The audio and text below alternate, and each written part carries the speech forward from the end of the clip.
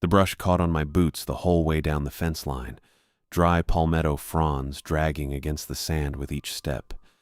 I had a load of it bundled under one arm, cut that morning, headed for the burn pile at the south edge of the clearing.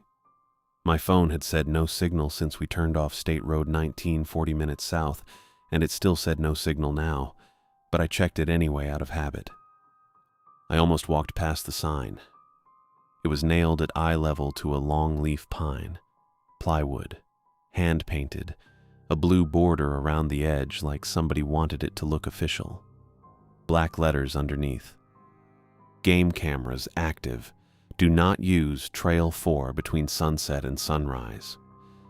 Under that, smaller, if you hear the horn, stay where you are and make noise. I dropped the brush and read it again. Stay where you are and make noise are not the same instruction. One tells you to hold still. The other tells you to give yourself away. I stood there working that over, the way you'd work over a math problem that didn't balance, and it still didn't balance the second time through. I took a picture of it. No signal, but the photo saved anyway. I left the brush where it was and walked back to the equipment shed. Dad was bent over the tractor battery with a wire brush, cleaning corrosion off the terminals. I told him he needed to see something. He didn't ask what.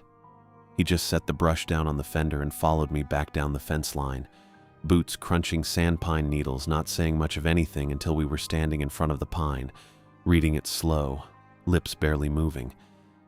He tapped the plywood twice with 2 fingers.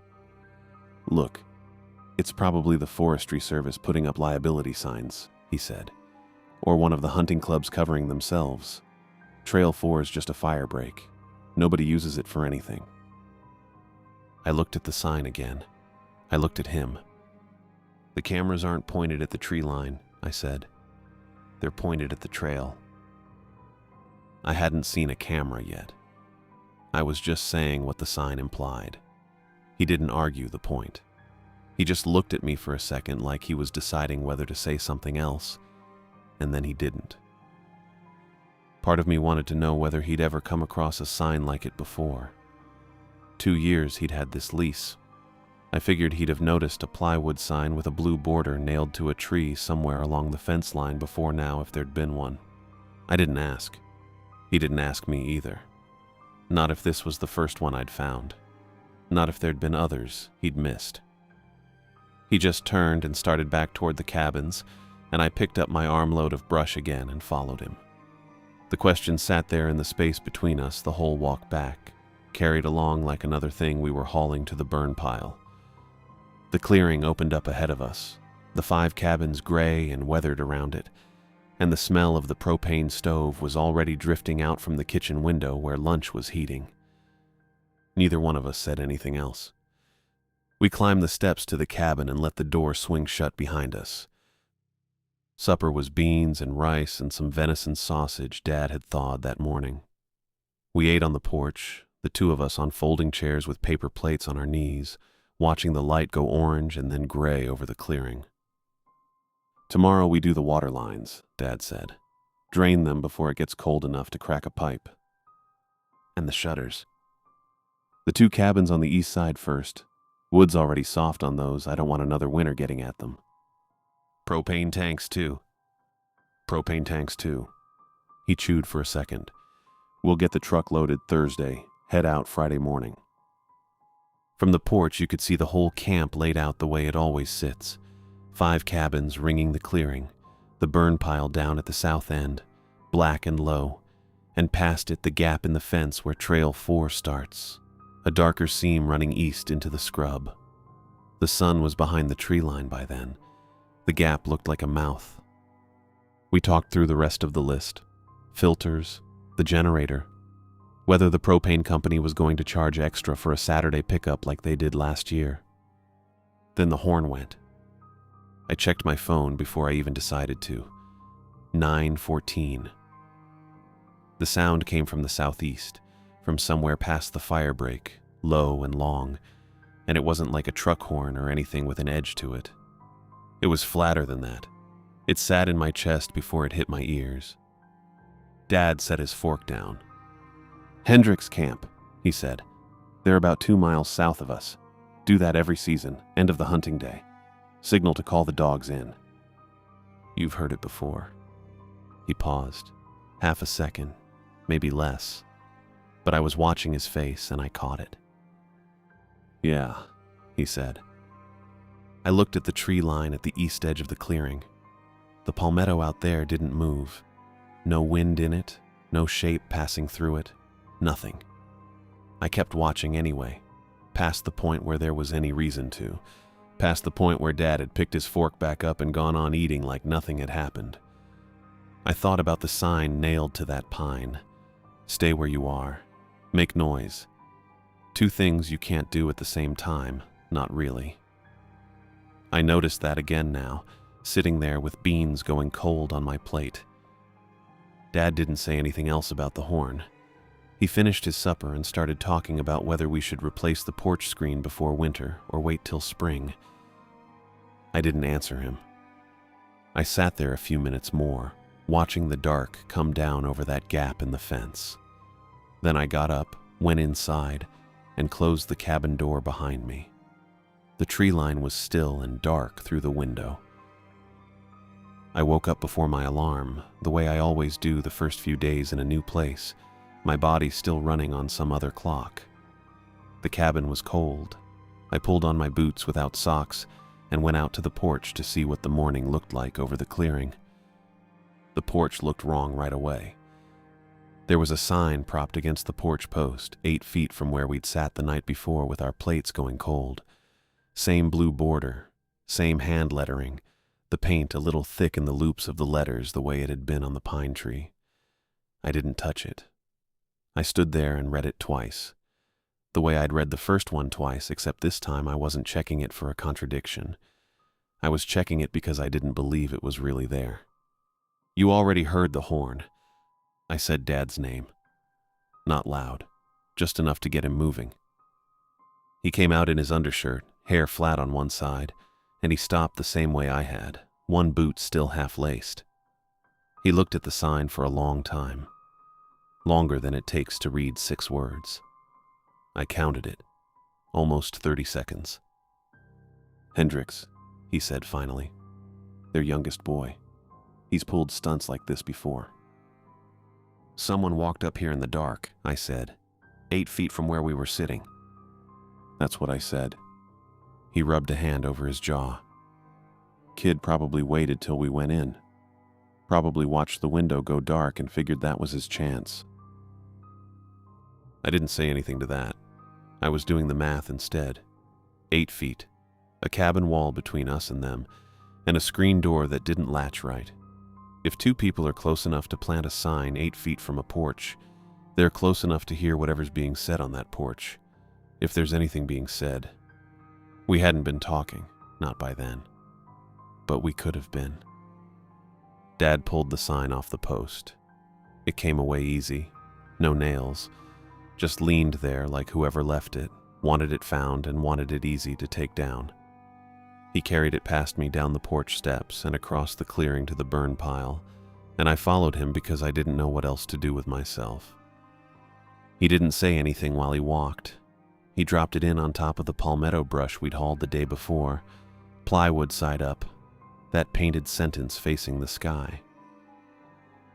"Got a lighter in my pocket," he said, and got the pile going. The paint caught first, blistering black before the wood did, the blue border curling up at the edges like it was trying to get away from the flame. I watched the letters go. "You already," then just fire. I didn't argue with him. It would have been easy to stand there and ask him how a 15-year-old Hendricks kid would know to match the lettering on a sign nailed to a tree 40 yards down Trail 4, a sign he hadn't seen, and I hadn't told him I'd photographed twice as carefully. I didn't say it. I let him burn it. We walked back up to the cabin without talking. He made eggs, and neither one of us brought the sign up again, even when he told me the water lines on cabin 3 still needed draining before we lost the morning. I sat there a while after he'd gone out to the shed. Through the kitchen window I could see the burn pile, a thin gray line of smoke still lifting off it, going nowhere in the still air. By the middle of the afternoon, Dad was in the shed, running a wrench over something that squealed every time he turned it. I told him I was going to walk the fence line out past the gap, check for any downed sections before we had to worry about it in the dark. That part was true. 100 yards, I said. He didn't look up. He just said fine, and went back to the wrench. The sign was the real reason. I knew that before I got to the gap, and I didn't try to talk myself out of it. Trail 4 started as a scrape through the palmetto, wide enough for a truck once, grown in some since. The fence gap sat at the edge of the clearing, 2 strands of wire pushed down flat where feet had crossed it more than once. I stepped over and kept walking. 40 yards in, more or less, I found the first camera. It was mounted on a long-leaf pine at about chest height, strapped on with a ratchet band, the kind of unit that costs real money. Not the plastic box you buy at a feed store. This one had a black housing with a stub antenna on top, a cellular transmitter, and the front cover was cracked open an inch, like whoever serviced it had been in a hurry. Inside, I could see 4 batteries, and they looked new. No rust on the contacts, no grime on the casing. I stood there a second before I understood what was wrong with it. It wasn't pointed at the brush. Every trail camera I've ever seen is aimed across a trail, catching whatever crosses left to right. That's how animals move, cutting through instead of walking down the middle of a clear path. This one was aimed straight down the trail. Straight at me, more or less, if I kept walking the way I was walking. I took the photo anyway. No signal, same as everything else out here, but it saved. I kept going. At 70 yards, there was another one. Same brand, same strap, same height, same crack in the housing like someone had opened it in the field and closed it wrong. And it was aimed the same way, down the trail, not across it. I stopped walking for a minute, just breathing, listening to nothing. At 90 yards, a third. I didn't need to check the angle on that one. I already knew what I'd see, and I saw it. Straight down the trail, toward the scrub past it, toward anyone coming from the direction I'd just come from. 3 cameras, same model, same height, same angle. You don't aim a wildlife camera at a footpath. You aim it at the places wildlife actually moves, the game trails cutting off into the brush, the water crossings, the places deer and hogs funnel through without thinking about it. These weren't watching for animals, they were watching for people. Somebody had set them up because somebody expected people to walk this exact trail, and they wanted a record of it when they did. I thought about who checks batteries on a unit like that. Somebody drives out, somebody hikes in, somebody opens that little door and swaps the cells and closes it again, on a schedule, because a device that's been abandoned doesn't have fresh batteries in it. Somebody was still doing that. Recently. I didn't go further. I turned around and walked back the way I'd come, past 90 yards, past 70, past 40, past the gap in the fence, and I didn't run. My legs wanted to, and I didn't let them. Dad was standing outside the shed when I came back into the clearing, wiping his hands on a rag, looking at me the way he looks at a fence line before he's walked it, already halfway to an answer. "Fence hold up out there?" he said. "Looked fine," I said. "Wire's a little loose by the gap, but it's not down anywhere." He nodded like that settled something and went back into the shed. I didn't tell him about the cameras. I didn't tell him about the batteries, or the angle, or the way all 3 of them were pointed at exactly where a person's chest would be if they were standing in the middle of that trail. I went inside instead and let the screen door shut soft behind me. We were watching a movie on Dad's laptop when the horn came again. 9:40. I checked my phone, the way I'd checked it the night before. 26 minutes later than last time, but the same direction. Southeast. Same flat, low note that didn't sound like anything a truck or a boat could make. Dad went rigid, not slow. All at once, like something had reached into him and pulled a wire tight. "Inside," he said. "Lock the door. Don't touch the porch light." I was already inside. He said it anyway.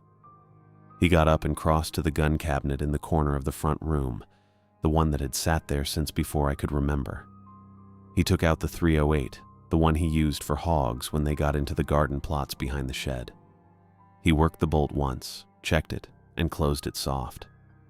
Then he sat down in the kitchen, in the dark, in the chair that faced the door, and set the rifle across his lap. "Dad," I said. He didn't answer right away. "What's happening?" I said. Not a question. He was quiet for a while, long enough that I thought he wasn't going to say anything at all. "I've heard things at this camp for 2 years," he said. "Never been sure enough to say anything out loud." I sat down across from him. The window behind him showed the clearing, gray and empty, the tree line a black wall past the burn pile. "The horn goes," he said. "About 20 minutes after, something moves along the tree line. Heavy, slow. Not a deer. A deer runs, or it doesn't move at all. This isn't either one." He looked at the window like he expected it to answer for him. "I've never seen it clear. Never once." "What did you think it was?" I told myself it was the Hendricks camp, running their dogs with a call and response. The horns the handler's signal, the movements just the dogs working the edge of the scrub. He turned the rifle a 1/4 inch on his knees, not aiming it, just moving it. I told myself that for 2 years. I don't know if I believed it. I didn't say anything. Outside, nothing moved. The clock on the microwave read 10:01. At 10:02, the brush at the east edge of the clearing started to move. It wasn't fast. That was the first thing I noticed, before I could even find the shape of it in the dark. It wasn't the crash a deer makes when it's been spooked, all at once and gone. This was slow, deliberate. I could hear the palmetto fronds bending and dragging against something and then letting go, one after another, evenly spaced, like a man walking through them on purpose and taking his time about it. Dad didn't move. I didn't either. It came out of the scrub at the corner of the fence line and stopped at the burn pile. It stood there. I started counting. 1, 2, 3. I couldn't see it well enough to say what it was. A shape, darker than the dark around it, tall, not moving. The palmetto near it had gone still. Everything had gone still. 4 minutes. I counted every second of it, all the way through. Then it turned, and the brush started up again, the same slow bending and letting go, moving away this time instead of toward. And after a while, there was nothing. No sound at all. The clearing sat there gray and quiet like it had never held anything. Dad didn't get up. I wanted to ask him what he thought it was. I had the words most of the way out, and I didn't say them. He sat in that chair for over an hour. I sat across from him and didn't sleep, and neither of us turned on a single light in the cabin, and the only sound in the room was the refrigerator clicking on and off and the wind picking at the shutters on the east side. At 11:30, he finally set the rifle down across his knees, and the clearing outside the window was silent. Dad told me not to go past the fence line. He didn't say it like an order, more like a fact he expected me to already agree with. But I got up before he did that morning, and I walked out past the tree line anyway. The 3 cameras were right where they'd been. Same trunks, same height, same little red light blinking under the housing like a heartbeat. I stopped in front of each one and looked at where they pointed, and each one pointed straight down the trail, at nothing, at whoever might be walking through. 90 yards was as far as I'd gone before. I kept walking. The scrub thinned out after that, and the sand under my boots went pale and loose, and then the trail just opened up into a clearing about 30 feet across, flat and bare like something had scraped it clean a long time ago. There was a shed in the middle of it. Metal, gray, about the size of a garden shed, with a solar panel bolted to the roof at an angle to catch the sun. A cable ran off the bottom of it, thick as my wrist, and went straight down into the sand like a root. The door had a padlock on it, rusted at the hasp, but the lock itself looked new. Above the lock, painted on plywood with the same blue border as the other two signs, it said, Horn Control, Wildlife Study, Unit 7, Ocala Research Cooperative. Underneath that, scratched into the metal itself, not painted, gouged out with something like a screwdriver, in different letters than the sign above it, Not a Study. And below that, same scratched hand, It follows the sound. I stood there for a while. I took pictures. The shed, the sign, the scratching, the solar panel, the cable going into the ground. I turned in a slow circle and took a picture of the clearing too, though there wasn't much to see, just sand and scrub and the trail going back the way I'd come. The horn had a source. It wasn't a man on a porch with a bugle 2 miles south. It was this, a box in the woods with a solar panel on top so it never had to run out of power, running down a wire to something buried out there that made a sound. On a timer, maybe, or on something else. The cameras weren't watching for deer. They were watching the trail for whoever walked down it after the sound went out. I started back.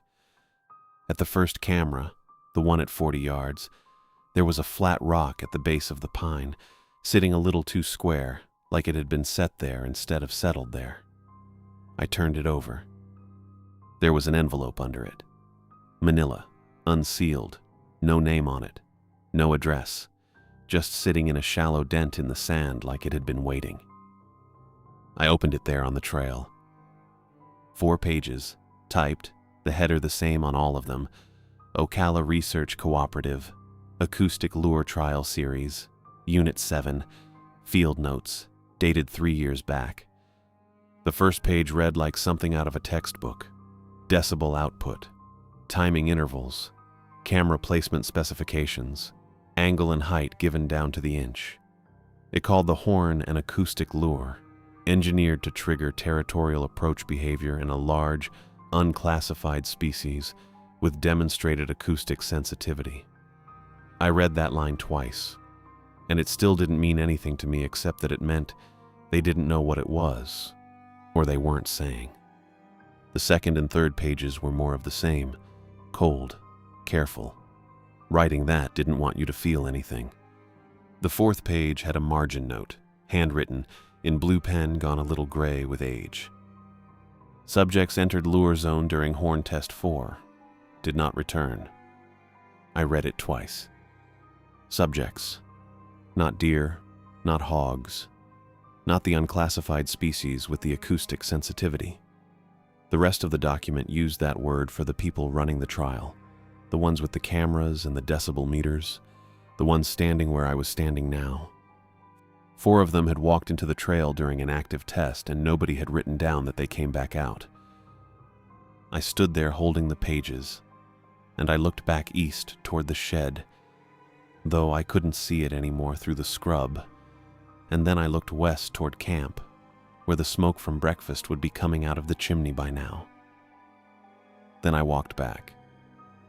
I didn't run. I wanted to, some, but I didn't. Dad was at the stove when I came in, and Hatch was on the kitchen floor by the table, and neither of them looked up right away. I walked in, and I set the 4 pages down on the table in front of him. Dad picked up the pages and read them. He read the first one, then the second, and he didn't say anything. His face didn't do much of anything either. When he got to the last page, he slowed down, and I watched his eyes move over the handwriting in the margin, back and forth, twice. Then he set the pages down flat on the table and squared them up with his fingers, like they were papers from the county about the lease. 2 seasons ago, he said, I found one of these, same as this, tucked up under the porch steps, where you'd never see it unless you were looking. He wasn't looking at me. He was looking at the pages. I burned it, he said. That's what I did. I put it in the pile and watched it go. Hatch lifted his head off the floor at the sound of Dad's voice, then put it back down. Why? I said. Not really a question. I already knew the shape of the answer, but I wanted him to say it out loud, in the kitchen, in the daylight. Dad rubbed a hand over his jaw. I didn't want to know what it meant, he said. That's it. That's the whole reason. He looked at the window over the sink for a second, out at the clearing. We keep renewing the lease because the rate's cheap, he said. That's true. But it's not the only reason. If I said something, if I called somebody, that meant I already knew. And I'd been out here doing nothing about it. The kitchen was quiet except for the stove, which was still on low, something in the pan gone past ready. 18 months ago, he said, a man came out here. Said his name was Brett Newman. Said he was a biologist, contracted to the cooperative. He said the name without expression. He told me the cooperative was done, wrapping up. Said the cameras were coming out. The horn unit was getting shut down. Said there was nothing to worry about. The cameras are still running, I said. I saw the lights. Dad nodded. I know, he said. He didn't say anything else. He just sat there with his hands flat on the table on either side of the pages. Outside the window, the light was coming up over the tree line the way it does out here, slow and orange through the pines, and neither one of us moved. Dad stood up from the table first. He didn't say we were leaving. He just picked up his keys off the hook by the door and carried the propane wrench out to the truck, and I followed him. We loaded in silence. The coolers, the tackle boxes, the folded tarps from the shed. Hatch had been on the kitchen floor when we came in with the pages, curled up near the stove the way he always was, and I remember thinking he hadn't lifted his head at either of us. I went back for the last load. The porch was empty. The cabin door was still open the way we'd left it, and I went through calling his name, Low. He wasn't inside. I found him at the edge of the clearing, near the burn pile, lying on his side in the dirt. His eyes were open. Hatch, I said. Nothing. I crouched down and put my hand flat on his ribs and felt them moving, slow and even, in and out. His eyes were open and wet and pointed at nothing. Hey, I said, and touched his ear, and he didn't flinch, didn't blink, didn't do anything at all. I looked up at the burn pile. His collar was sitting on the rim of it, not in the ash, on the rim, on top of a piece of blackened plywood, set there flat. It hadn't burned. It hadn't even singed. I picked him up. He didn't resist. He didn't help either. He was just weight, warm and breathing and completely still, and I carried him across the clearing to the truck with my arms starting to shake before I even got there. Dad saw him over my shoulder. He looked at Hatch, and then he looked at the burn pile, and his face didn't do anything. He didn't ask what happened. He got in the truck and put it in reverse. I got in the back with Hatch across my lap, one hand on his side just to feel him breathing, and we came around the loop past the cabins and out toward the clearing's mouth where the fence gap opened onto the fire road. That was when the horn went. The sun was straight up. Noon light, flat and white across the sand, no shadows anywhere, and the horn came anyway, the same low note it had come at night, except now I could see everything. The tree line, the whole clearing. Nothing to hide behind and nothing hiding. I looked at the east tree line. Something was standing there, upright, still, at the edge of the pines where the scrub started, not moving, not swaying the way brush does in wind, just standing there facing the truck. My phone buzzed in my pocket. 1 bar. The first bar of signal I'd had since we got here, and under it a notification, a voicemail, left 6 minutes ago from a number I didn't know. I played it on speaker with my thumb because I couldn't get my hands to work right. Look, Dad's voice said. Stay at the camp. I forgot something in the equipment shed. I'll be right back. Just wait for me there. It was his voice, his cadence, the way he starts a thing with the word look like he's about to explain something he's already decided. It came out of the phone in my lap while he sat 6 inches from me in the driver's seat. He hadn't made a call. He hadn't spoken since we got in the truck. He didn't look at the phone. He put it in drive and pulled out of the clearing, and the tires threw sand for a second before they caught the fire road. And after that, he didn't look at anything but the road in front of him. Not the mirror. Not once. The whole 40 minutes to the highway.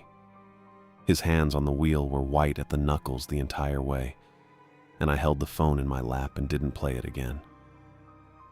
Hatch breathed against my leg the whole drive, slow and even, eyes open, watching nothing.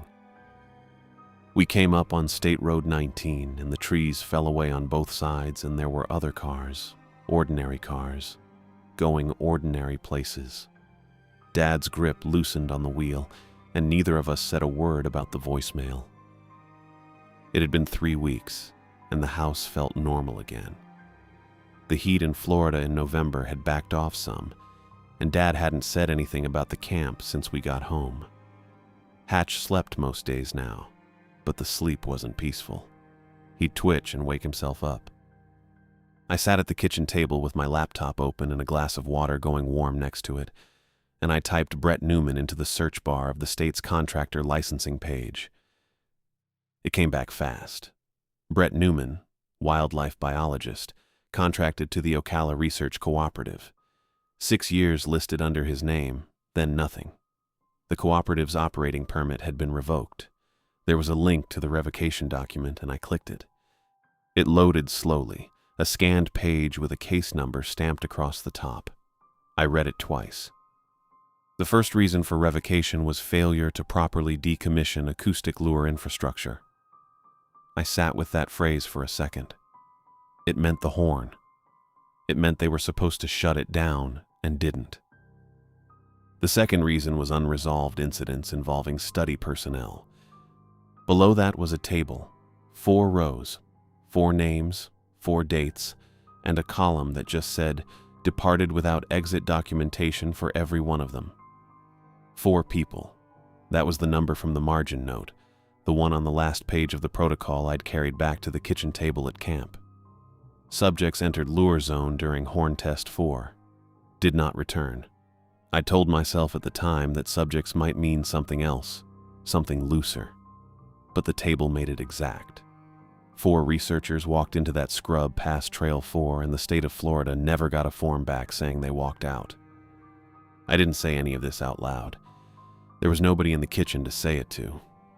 Dad was in the garage doing something to the truck that didn't need doing. I closed the tab and opened my email. I wrote to the district office for the Ocala National Forest, the Florida Forest Service address I found at the bottom of a page about permits and fire restrictions. I kept it short. I said I'd found signage and camera equipment on a leased hunting camp off Forest Road 88, east of Salt Springs, referencing something called Study Unit 7 and the Ocala Research Cooperative.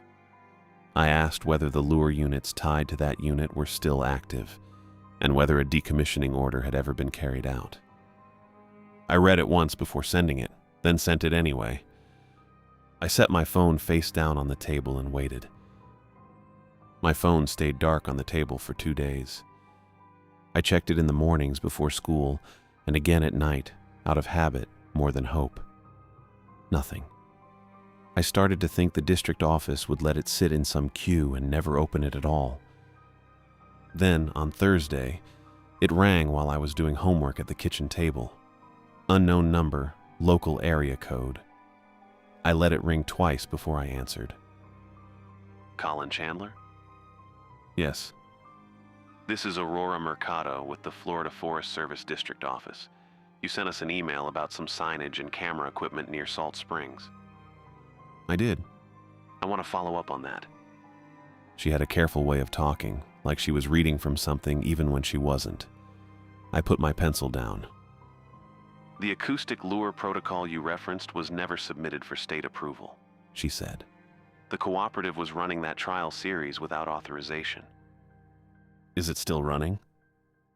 A decommissioning order was issued for Unit 7 and 2 other units approximately 2 years ago. That order has not been confirmed as completed. I didn't say anything for a second. She waited, like she was used to people needing the second. So, it's still active, I said. That is consistent with what you observed. Where exactly did you encounter the signage? I told her. The camp lease off Forest Road 88, east of the Salt Springs area, the trail running out from the fence line into the scrub. I kept my voice even. I didn't tell her about the horn, or Hatch, or the man who came out and told my dad the unit was already gone. I don't know why. She went quiet. The silence went on longer than a pause for thinking would. I'll send someone to inspect the camp and the trail, she said finally. Please don't go back in the meantime. Okay. I mean that, Colin. I understand. I sat with the phone against my ear and looked at the window over the sink. It was still light outside, ordinary light, a car going by on the street. Can I ask you something? I said. You can ask. What was the lure designed to attract? There was a pause before she answered, shorter than the last one, but still there. The cooperative's official file uses the term unclassified large mammal. That's not an answer. It's the language the study uses. It hasn't produced a classification. But there's other language, I said. You said internal notes. The cooperative's internal notes were subpoenaed as part of the permit revocation. What word do they use? She didn't answer right away. I heard something on her end. A chair, maybe, or a door. I'm not going to tell you that, she said. Why not? Colin, please don't go back to the camp. I already said I understood that. I know, she said. I'm asking you to actually do it. The call ended a second later. Not abruptly, not a hang-up mid-sentence, just a clean stop, like she had decided exactly where the conversation was going to end and had walked it there on purpose. I sat at the table holding the phone a while after the screen went dark. Outside, somebody's sprinkler kicked on. I set the phone on the kitchen table, face up this time, and the words she wouldn't say sat there in the quiet with me. Hatch was on the kitchen floor most days now, near the vent where the air conditioner blew warm, and he did not get up for much. He used to get up for everything. A car door 2 houses down, a squirrel on the fence. Now he lay flat with his chin on his paws and let the world happen around him, and only certain things reached him at all. A door closing too hard would make him flinch, ears back, like the sound had touched something raw. The neighbor's truck backfiring did the same thing. Once, a delivery truck idled outside for a minute with its engine running low, and Hatch's whole body went stiff on the floor, and he did not relax again until it pulled away. He would not go outside after dark. Dad stopped asking him to. Dad would open the back door at night, out of old habit, and then just stand there a second with his hand on the frame and call Hatch's name once, soft, and when Hatch didn't come, he'd close the door again without saying anything about it. He never asked twice. I never asked him why he stopped. I was at the kitchen table with my phone in front of me, face up, the way I'd left it after the call ended. The house was quiet. Outside the window over the sink, the yard was dark, the shape of the fence just barely there against the sky, nothing moving. Hatch lifted his head. He was near the back door, farther from the vent than he usually let himself get these days, and his head came up slow and turned toward the door and stopped there. I watched him. He did not bark. He did not growl. He just held that angle, ears already flattening back against his skull. And then the trembling started. It wasn't a shiver. A shiver is quick. It passes through and lets go. This did not let go. It ran through his whole body at once and stayed there, steady, his legs shaking under him, his sides moving fast and shallow. And he did not try to get up, and he did not try to move away from the door. He just faced it and shook. I listened. I heard the refrigerator cycle on. I heard my own breathing. I heard nothing from outside, no truck, no door, no dog barking somewhere down the block. Nothing that should have reached a dog on a kitchen floor and done that to him. The yard stayed dark and still through the window. Nothing crossed it. No shape came to the fence line. There was just the black shape of the grass and the black shape of the fence, and Hatch shaking on the floor at a door that hadn't moved. I thought about the protocol pages, the clinical language running clean for 3 pages and then breaking on the 4th, engineered to trigger territorial approach behavior, demonstrated acoustic sensitivity. I hadn't understood, reading it at the kitchen table with Dad across from me, what sensitivity meant in practice, what it looked like in a body. It meant a frequency I could not hear reaching a dog who could, and going through him like current through wire and not letting go. Hatch did not look at me. He kept his eyes on the door. I did not get up. I did not go to the door and look out. I did not call his name or tell him it was okay, because I did not know that it was, and I was not going to lie to him about it. I sat very still and let my hands rest flat on the table on either side of the phone, and the phone stayed dark and quiet. No bars, no calls, nothing left to do with it. The trembling did not stop. It went on, steady, the same rhythm, like something winding down that never quite got there. His ears stayed flat. His eyes stayed on the door. I stayed where I was. The kitchen light hummed a little overhead, the way it always had, and past the window the yard held its shape in the dark, empty, and gave nothing back.